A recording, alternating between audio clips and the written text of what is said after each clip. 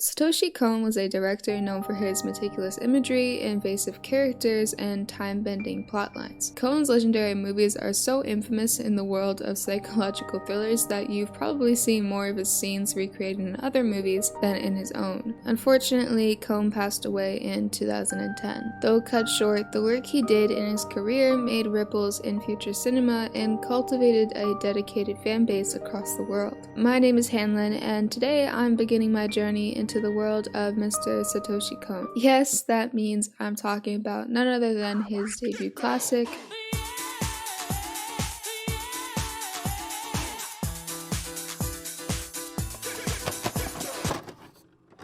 Perfect Blue stages Mima, a young girl who moved to Tokyo to become a singer. However, the band she's in isn't exactly popular. Their fans are few in number, but are strong in admiration, some close to obsession. Mima, along with singing, seems to also have a talent for acting.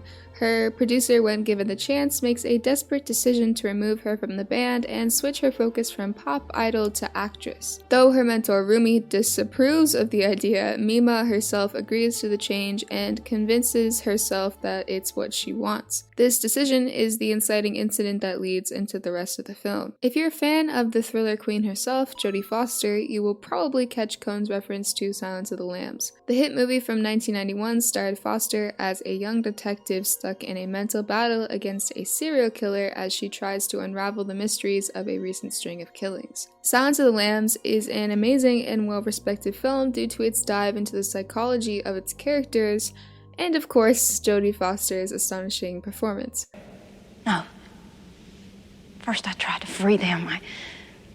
I opened the gate to their pen, but they wouldn't run. They just stood there, confused. They wouldn't run. Perfect Blue, however, takes this deep dive to a whole new level. Mima's first line as an actress is, "Who are you?" which is a line that will repeat over and over as she asks herself what she really is, a pop idol or an actress. And more importantly, if she regrets her decision. The events and the plain-out trauma that she goes through after this only convince her of her repentance. Soon her mental state breaks, allowing her consciousness to seep into the movie. We are now stuck inside the mind of Mima Kirigoe.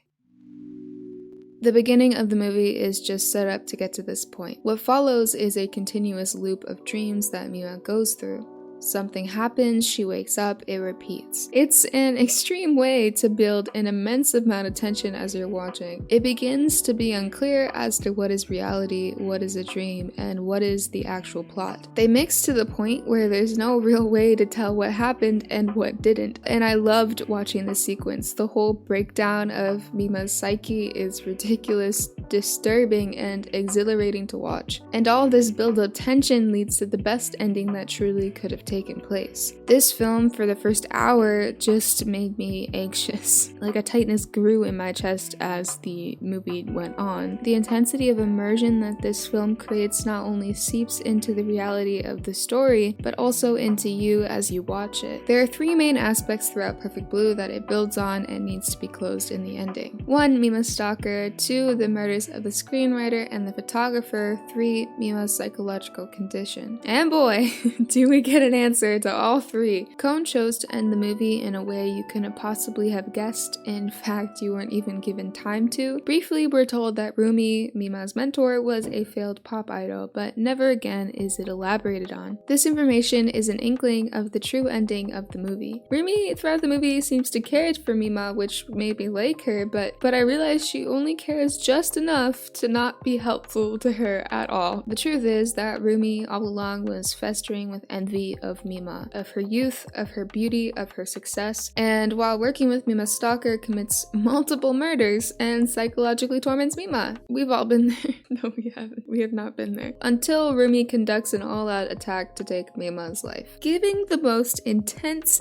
chase scene you've ever seen. This thing was amazing to watch. And releasing any built-up tension or anxiety you felt during the first hour of the film in an incredibly satisfying way. Because the whole movie just made you feel awful, and then once you reached the ending, it made you feel good again. And I was like, great, this is exactly what I want. So with this all together, let's take a step back and look at Perfect Blue. There are two sides to fame. On one hand, you have people starving for popularity and attention. Mima loved the spotlight and wanted more, Rimi lost her chance and became consumed by envy, which turned into a mental breakdown and violent disaster. They are the people who want fame and will do anything to reach it. On the other hand, you have the fans, the people who obsess over those who have more notoriety, sometimes a criminal obsession. They are the mob that protects the icon at all costs. These two sides of fame create a constant cycle. The public feeds the beast and the renowned reap the rewards, but not without giving up their right to privacy, of course. This is the cycle Perfect Blue is presenting, Mima being the famous, her stalker being the obsessed public, and Rimi being the starving failure. Parasocial relationships is kind of what Perfect Blue is about. I don't think the original intent was for it to represent that because they didn't really exist in 1997. It's definitely a thing that makes a lot of sense looking at it now in 2021, where parasocial relationships run rampant. They're a new kind of one-sided relationship that coexists with content creators. The internet is cool because it can connect you with people you would have never connected with before, but it also contains a wretched monster